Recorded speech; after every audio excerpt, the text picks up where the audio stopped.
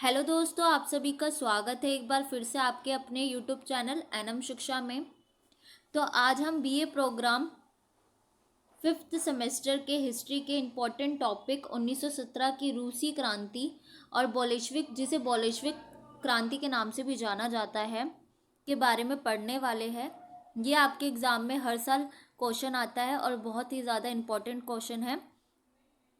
यह क्वेश्चन हर साल आपके एग्ज़ाम में आता है और बहुत ज़्यादा इम्पॉर्टेंट क्वेश्चन है और इस बार भी आपके एग्ज़ाम में आने वाला है। तो क्वेश्चन को अच्छे से प्रिपेयर कर लीजिए ताकि आपके जो मार्क्स है वो आपके एग्ज़ाम में फिक्स हो जाए। तो चलिए वीडियो को स्टार्ट करते हैं वीडियो को। सन 1917 की रूसी क्रांति विश्व इतिहास की सबसे महत्वपूर्ण घटनाओं में से एक है। जो ये रूसी क्रांति है इसको बोल्शेविक क्रांति के नाम से भी जाना जाता है और साथ ही इसे अक्टूबर क्रांति के नाम से भी और किसानों की क्रांति, मजदूरों और किसानों की क्रांति के नाम से भी जाना जाता है। ठीक है, यानी कि जो ये रूसी क्रांति है ये विश्व इतिहास की सबसे महत्वपूर्ण घटनाओं में से एक है।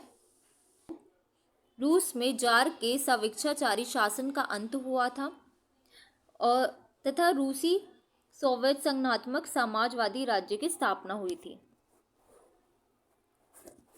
1917 की रूस की क्रांति को अक्टूबर क्रांति व बोल्शेविक क्रांति तथा मजदूर और किसानों की क्रांति के नाम से भी जाना जाता है। तो यानी कि अगर आपका एग्ज़ाम में ये क्वेश्चन चाहे रूस की क्रांति के नाम से आए, चाहे अक्टूबर की क्रांति के नाम से आए या फिर बोल्शेविक क्रांति के नाम से आए, यानी कि एक ही टॉपिक के बारे में पूछा जा रहा है, यानी कि आपकी रूस की क्रांति के बारे में। तो एग्जामिनर क्या करते हैं, वो घुमा फिरा कर आपसे पूछते हैं कि अक्टूबर क्रांति के बारे में बताओ, बोल्शेविक क्रांति के बारे में बताओ, या रूसी क्रांति के कारणों के बारे में बताओ, या फिर हो सकता है बोल्शेविक क्रांति के क्या कारण थे। ऐसे करके आपसे पूछा जा सकता है ये क्वेश्चन। तो आगे बढ़ते हैं। 1789 की फ्रांसी क्रांति के बाद 1917 की बोल्शेविक क्रांति विश्व की सबसे महत्वपूर्ण घटनाओं में से, यानी कि अगर हम देखें पहली जो सबसे महत्वपूर्ण घटना थी वो 1789। अगर हम देखें विश्व की सबसे महत्वपूर्ण क्रांति सबसे पहले कौन सी हुई थी, 1789 की फ्रांसी क्रांति। फिर उसके बाद जो हुई थी 1917 की बोल्शेविक क्रांति, जो कि विश्व की सबसे महत्वपूर्ण घटनाओं में से एक थी। फ्रांसी क्रांति के अंदर स्वतंत्रता, समानता के भाव देखे गए, लेकिन बोल्शेविक क्रांति एक मार्क्सवादी क्रांति थी। यानी कि अगर हम देखें जो फ्रांसी क्रांति थी पहले की, उसमें स्वतंत्रता और समानता के भाव देखे गए, पर जब बोल्शेविक क्रांति यानी कि 1917 की जो रूस की क्रांति हुई थी उसमें असमानता देखी गई, लोगों से उनकी स्वतंत्रता छीन ली गई और साथ ही ये एक मार्क्सवादी यानी कि समाजवादी क्रांति थी, जिसे रूस में सामाजिक और आर्थिक जीवन में समानता स्थापित करने का प्रयास किया गया था। महत्वपूर्ण जो कारण था वो था सामाजिक और आर्थिक जीवन में समानता स्थापित करना। ठीक है, आगे चलिए पढ़ते हैं। प्रथम विश्व युद्ध के दौरान रूसी क्रांति ऐसे हालातों के दौरान हुई जो रूस को बर्बादी के कगार पर ले जा रही थी, क्योंकि युद्ध में लगातार रूस की सेना को पराजय मिल रही थी। ठीक है, यहाँ पे जो है रूस की सेना लिखा गया है, उसको पराजय मिल रही थी। ठीक है, आगे हम पढ़ते हैं। क्रीमिया युद्ध 1853 में अक्टूबर से मार्च 1856 तक चला। इसमें रूस अकेला और दूसरी और फ्रांस, ब्रिटेन, तुर्की और सार्डिनिया थे। इसमें रूस को हार मिली, यानी कि जो क्रीमिया का युद्ध हुआ था उसमें रूस को हार मिली थी। एक तरफ रूस था और दूसरी तरफ जो 4 देश थे आपका फ्रांस, ब्रिटेन, तुर्की और सार्डिनिया। ठीक है, आगे बढ़ते हैं। इसके बावजूद भी रूस ने अपनी सैनिक व्यवस्था में सुधार नहीं किया, यानी कि रूस को लगातार हार मिल रही थी, फिर भी उसने अपनी सैन्य व्यवस्था को एकदम सक्षम नहीं किया, उसमें सुधार नहीं किया, उसमें परिवर्तन नहीं किया, जिस वजह से उसको बार बार हार मिल रही थी।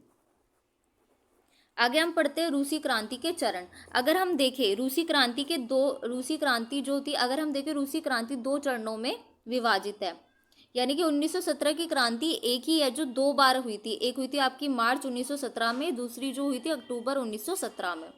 यानी कि जो ये क्रांति है ये 2 बार हुई थी। ठीक है, ये इंपॉर्टेंट पॉइंट है जो कि आपको ध्यान रखना है, क्योंकि पूरा जो ये आंसर है इसी पर टिका हुआ है, ये आंसर की नींव है। ठीक है, आगे हम पढ़ते हैं। रूस की क्रांति मार्च 1917 और अक्टूबर 1917 में 2 बार हुई थी। ये 2 अलग अलग क्रांति नहीं थी, बल्कि एक ही क्रांति थी जो कि 2 चरणों में हुई थी। ठीक है, जैसे कि बहुत से स्टूडेंट्स होते हैं, उन्हें डाउट होता है कि मैम ये तो देखो 2 बार हुई थी, 2 चरणों में हुई थी, यानी कि 2 अलग अलग क्रांति हुई। नहीं, ये एक ही क्रांति है जो कि 2 चरणों में हुई थी। ठीक है, आगे पढ़ते हैं। पहली क्रांति 1917 मार्च के चरण के फलस्वरूप सम्राट को पद त्याग के लिए विवश होना पड़ा था।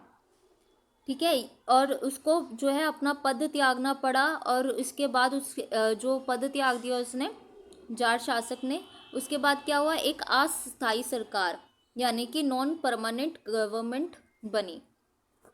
ठीक है, आगे पढ़ते हैं। अक्टूबर 1917 में अक्टूबर की क्रांति के फलस्वरूप अस्थायी सरकार को हटाकर बोल्शेविक सरकार यानी कि कम्युनिस्ट सरकार की स्थापना की गई, जिस कारण इस क्रांति का नाम बोल्शेविक क्रांति भी रखा गया। अब बात आती है, जैसे कि एग्जामिनर पूछ सकता है, या फिर अगर आप अपने आंसर में ये पॉइंट लिखेंगे तो ये आपका आंसर सबसे हटकर बनाएगा और ये बहुत ज़्यादा अट्रैक्टिव बना देगा आपके आंसर को। अगर हम बात करें, किसी भी क्रांति का नाम होता है तो वो उस क्रांति का नाम कैसे पड़ा, जैसे चिपको आंदोलन, चिपको आंदोलन का क्या मतलब था, तो उसमें बताया गया सेम ऐसा आपका बोल्शेविक क्रांति का नाम बोल्शेविक ही क्यों पड़ा। तो इसमें इसका आंसर मिलता है कि अक्टूबर 1917 में अक्टूबर की क्रांति के फलस्वरूप एक अस्थायी सरकार को हटाकर बोल्शेविक सरकार यानी कि जो बोल्शेविक सरकार थी वो कम्युनिस्ट सरकार थी, जो कि क्रांतिकारी यानी कि अगर हम देखें समाजवादी थी, की स्थापना की गई, जिस कारण इस क्रांति का नाम बोल्शेविक क्रांति भी रखा गया।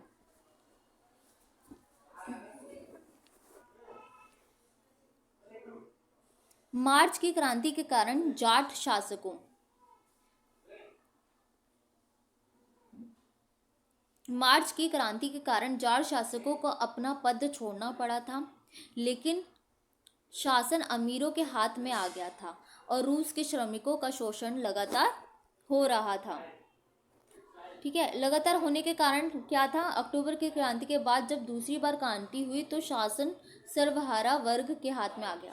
यानी कि अगर हम बात देखें तो जो मार्च में जो था ना वो जाट शासकों के हाथ में था शासन, फिर अक्टूबर के बाद जो क्रांति हुई उसके बाद जो सर्वहारा लोग यानी मजदूरों के हाथ में आ गई थी शासन सत्ता, क्योंकि बोल्शेविक सरकार स्थापित हो गई थी। आगे हम पढ़ते हैं। इसमें केवल निरंकुश एक तंत्री स्वेच्छाचारी जाटशाही शासन का अंत नहीं किया, बल्कि कुलीन जमींदारों, सामंतों, पूंजीपतियों आदि की आर्थिक और सामाजिक सत्ता को भी समाप्त किया तथा विश्व में मजदूर और किसानों की प्रथम सत्ता स्थापित की।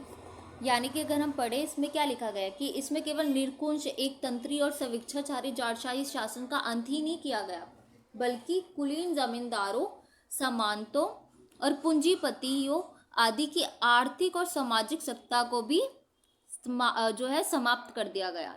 जो पहले आपके पूंजीपतियों के हाथों में शासन था उसको समाप्त करके मजदूरों के हाथों में वो सत्ता आ गई, और यह विश्व में मजदूर और किसानों की प्रथम सत्ता स्थापित करने का जो थी क्रांति थी। ठीक है, ये पहले ऐसी क्रांति थी जो मजदूरों और किसानों के बीच में हुई थी। आगे पढ़ते हैं। मार्क्स द्वारा प्रतिपादित वैज्ञानिक समाजवाद की विचारधारा को मूर्त रूप पहली बार रूसी क्रांति में प्रदान किया गया। हम पढ़े जो समाजवादी जो विचारधारा थी वो पहली बार हमें रूसी क्रांति में देखने को मिलती है। ठीक है, आगे पढ़ते हैं। इस क्रांति में समाजवादी व्यवस्था को स्थापित कर स्वयं को एक व्यवस्था के जनक के रूप में स्थापित किया। यानी कि इस क्रांति ने अपने आप को एक समाजवादी व्यवस्था के रूप में स्थापित किया। ठीक है, यह विचारधारा 1917 के पश्चात इतनी शक्तिशाली हो गई कि 1950 तक लगभग आधा विश्व इसके अंतर्गत आ चुका था। जैसे कि आपको पता है कि 1950 में सोवियत संघ जो है अस्तित्व में आया था। ठीक है, और सोवियत संघ जो था एक समाजवादी मार्क्सवादी विचारधारा पे स्थापित था। तो सोवियत संघ के चलते जो है बहुत सारे देश मार्क्सवादी विचारधारा में, लगभग आधा विश्व उसके अंतर्गत आ चुका था। यह एक समाजवादी विचारधारा पर आधारित क्रांति थी। ठीक है, जैसे कि हमने ऊपर पढ़ा भी है। आगे हम पढ़ते हैं व्लादिमीर लेनिन के बारे में। ठीक है, ये जो लेनिन था, इसको लेनिन के नाम से भी जाना जाता था। 22 अप्रैल 1817 से 21 जनवरी 1924 तक यह एक रूसी साम्यवादी क्रांतिकारी, राजनीतिज्ञ तथा राजनीतिक सिद्धांतकार थे।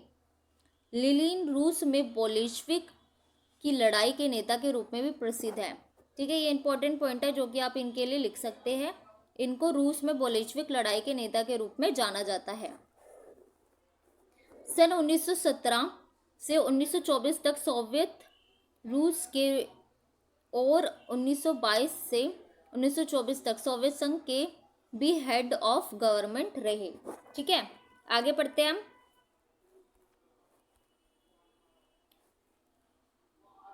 आगे हम पढ़ते हैं 1917 की बोल्शेविक क्रांति और रूसी क्रांति के क्या कारण थे। आपको पता है जब भी कोई क्रांति होती है तो उसके होने के पीछे बहुत सारे कारण होते हैं। ठीक है, सेम बोल्शेविक क्रांति के होने के पीछे भी कई कारण थे जो कि अब हम पढ़ेंगे। जारशाही निरंकुशता, फर्स्ट जो आपका कारण था वो जारशाही की निरंकुशता थी। रूस की क्रांति वहां के शासन की निरंकुशता के लिए काफी हद तक उत्तरदायी थी। यानी कि जो जार शासन करते थे वो बहुत ज़्यादा निरंकुश थे, बहुत ज़्यादा अपना सत्ता करना, बहुत ज़्यादा लोगों को प्रताड़ित करना, ये सब था उनका काम। इस प्रकार रूस के जार की निरंकुशता और स्वेच्छाचारी व्यवहार रूस की जनता को क्रांति के लिए मजबूर कर दिया। यानी कि वहाँ की जो जनता थी इतनी ज़्यादा फ्रस्ट्रेट हो चुकी थी, इतनी ज़्यादा परेशान हो चुकी थी वहाँ की निरंकुशता से, एक तरह से बहुत ज़्यादा उनका दम घुटने लग गया था वहाँ की, क्योंकि वहाँ तो उन्हें किसी तरह की स्वतंत्रता नहीं थी। ना तो उन्हें अपने मनपसंद खाने की स्वतंत्रता थी, ना मनपसंद उनको अपना, ना ही उनको अपना मनपसंद काम करने की थी। अगर वो किसी चीज़ का विरोध करते थे तो उनको उनके खिलाफ कार्यवाही कर दी जाती थी। तो बहुत तरह से उनको प्रताड़ित किया जाता था। ठीक है, इस प्रकार रूस के जार की निरंकुशता बहुत ज़्यादा बढ़ती जा रही थी, जिससे लोग परेशान हो गए, क्योंकि रूस के नागरिकों को भाषण देने, लेखन तथा समायोजित करने का अधिकार इत्यादि वंचित रखा गया था। यानी कि ना तो वो अपनी कोई पार्टी बना सकते थे, ना ही अपना कोई संघ, ना ही कोई गठन, और अगर ना ही वो कोई भाषण दे सकते थे अपने, ना ही उन्हें कोई अपने विचार व्यतीत करने का कोई अधिकार था, ना ही उन्हें लिखने पढ़ने का कोई अधिकार था। रूस में समाचार पत्रों और शिक्षण संस्थानों पर कठोर प्रतिबंध लगा दिए गए थे कि वो भी शासन और शासकों के खिलाफ कुछ नहीं लिख सकते, ना ही उनके खिलाफ कुछ छाप सकते हैं, ना ही उनकी मर्जी के बिना कुछ न्यूज़पेपर में या समाचार पत्र हो गए या कोई भी आपकी शिक्षण पत्र हो गया, उसमें कुछ भी ऐसा मतलब उनके खिलाफ नहीं छाप सकते थे। ठीक है, आगे पढ़ते हैं। रूस अपनी आलोचना किसी भी कीमत पर नहीं सुनता था। जो कोई भी आलोचना करने का साहस करता था उसे कठोर दंड दे दिया जाता था। रूसी नागरिक जार के शासन को समाप्त कर देना चाहते थे, क्योंकि वह जार के शासन से पूरी तरह से परेशान हो चुके थे। रूस में सदियों से जार शासकों का शासन था। रूस के जार के शासक अपनी इच्छा से राज करने वाले और दैव्य अधिकार के सिद्धांत पर शासन करते थे। ठीक है, यानी कि उनका कहना था ये दैव्य अधिकार है जो कि उन्हें मिला, यानी कि उनको ये देवताओं से मिला है अधिकार कि वो शासन करें।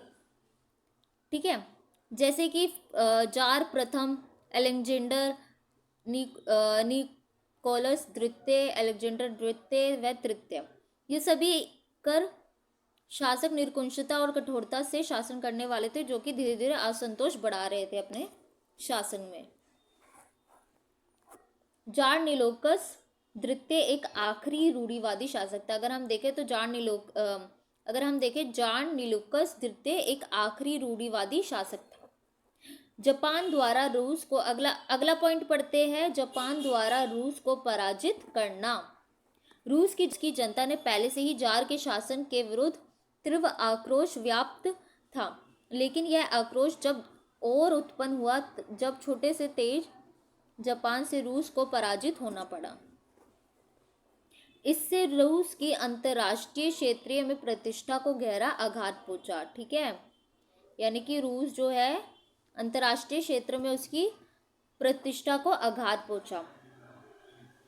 रूस की जनता में पहले से, क्योंकि एक तो जार के शासन के खिलाफ उनका तीव्र आक्रोश था, फिर जब यह जापान से रूस हार गया तब वहाँ की जनता और ज़्यादा उनसे परेशान हो गई कि हमारे देश को हरा दिया, कुछ किसी काम के नहीं है, कोई काम नहीं करते ढंग से, लड़ना वड़ना आता नहीं है, ऐसे करके वो उनसे उनकी आलोचना करने लग गए। उसने जारशाही की अयोग्यता को स्पष्ट कर दिया, यानी कि रूस ने, कि जो उनके शासक हैं उनमें ही कहीं ना कहीं अयोग्यता है, उनमें ही कहीं ना कहीं अपने शासन को, अपनी सेनाओं को, अपने शासक को नियंत्रण करने का हुनर नहीं है। ठीक है, जापान की सेना रूसी सेना के सामने काफ़ी कम थी। हम बात करें, रूसी सेना के सामने जापान की सेना काफ़ी कम थी, परंतु फिर भी जापान ही उस युद्ध को जीता। 1904 से 1905 के युद्ध में जापान ने रूस को पराजित करके यह साबित कर दिया कि रूस की सेना केवल एक भीड़ मात्र है। यानी कि जब जापान ने रूस को हराया तो उसने ये साबित कर दिया कि जो रूस की सेना है बस एक भीड़ मात्र है और वो किसी योग्य नहीं है। ठीक है, अगला पॉइंट हम पढ़ते हैं 1905 की क्रांति। रूस में मजदूरों की दशा बड़े ही शोचनीय थी। पूरे दिन काम करने पर भी उन्हें एक वक्त का भोजन प्राप्त नहीं होता था। ठीक है, मतलब अगर हम देखें कि मजदूरों की जो दशा थी बहुत ज़्यादा खराब थी उस टाइम पे रूस में। पूरे दिन वो काम करते रहते थे, मशीन की तरह उनको पूरे दिन काम करवाया जाता था। ठीक है, पर उनको फिर भी 2 वक्त की रोटी नहीं दी जाती थी, 2 वक्त का उन्हें भोजन प्राप्त नहीं हो पाता था।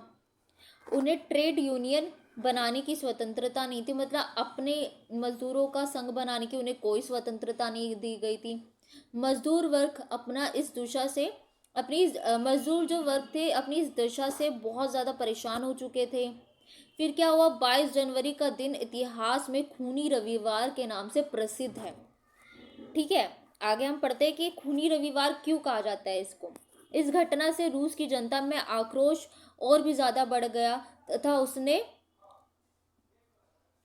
जार की निरंकुश शासन का अंत करने का निश्चय किया। यानी कि उन्होंने सोच लिया कि अब की बार तो हम जार के निरंकुश शासन को हरा के रहेंगे और भगा कर रहेंगे और निकाल कर रहेंगे। जब रूसी जनता ने, ठीक है, अब हम पढ़ते हैं कि इसको खूनी रविवार क्यों कहा जाता है। चलिए अब पढ़ते हैं कि खूनी रविवार क्यों कहा जाता है। जब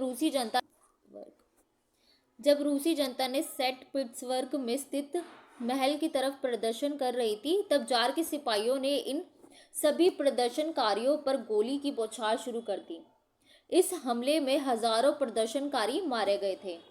ठीक है, खूनी रविवार 22 जनवरी 1905 को रूस की जार सेना ने शांतिपूर्ण मजदूरों तथा उनकी बीवी बच्चों को एक जुलूस पर गोलियां बरसाई, जिसके कारण हजारों लोग की जान चली गई। इस दिन क्योंकि रविवार था इसलिए इसे खूनी रविवार के नाम से जाना जाता है। यानी कि जो 22 जनवरी 1905 को संडे का दिन था, रविवार का दिन था, और उस दिन जितने भी मजदूर वर्ग थे सब अपने बीवी बच्चों के साथ जो है जुलूस निकाल रहे थे, अपना आंदोलन कर रहे थे।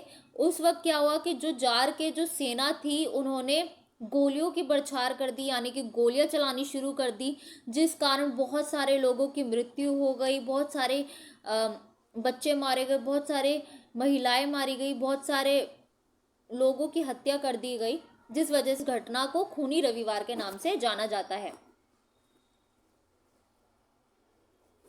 आगे पढ़ते हैं किसानों की दयनीय स्थिति। ठीक है, किसानों की दयनीय स्थिति। रूस में सबसे ज़्यादा खराब स्थिति अगर किसी की थी तो वो किसानों की थी।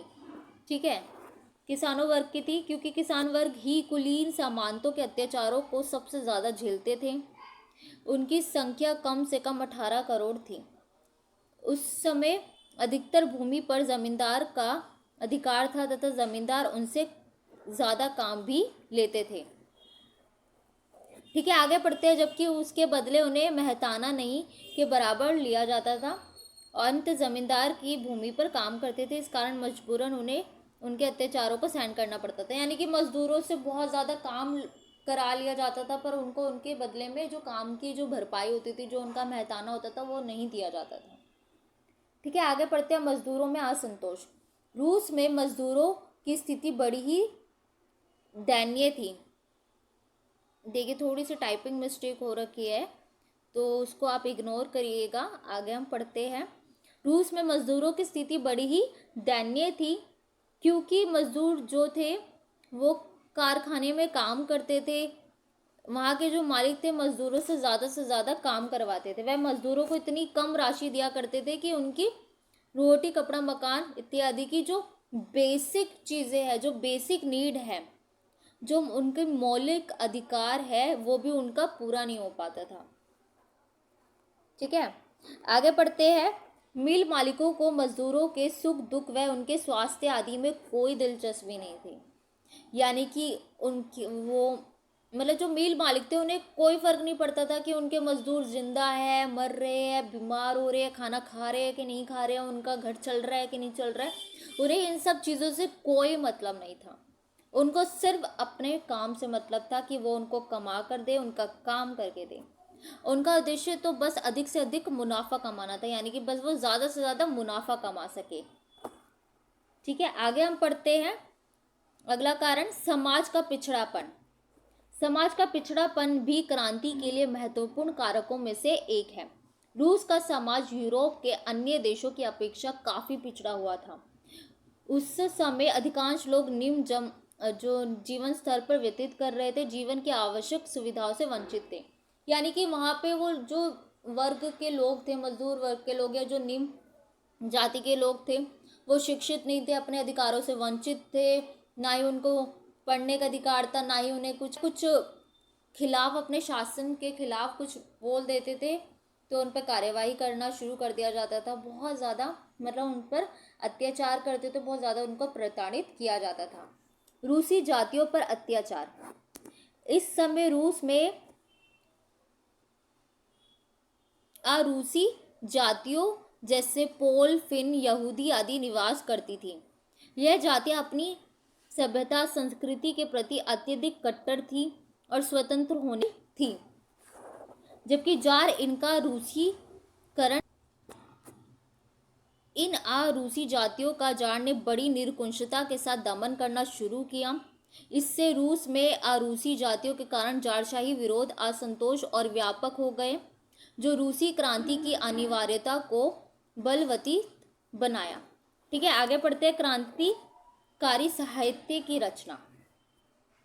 ठीक है, जार के शासकों ने रूसी जनता से पश्चिम विचारधारा से अलग रखने की कोशिश की, लेकिन ऐसा ना हो सका।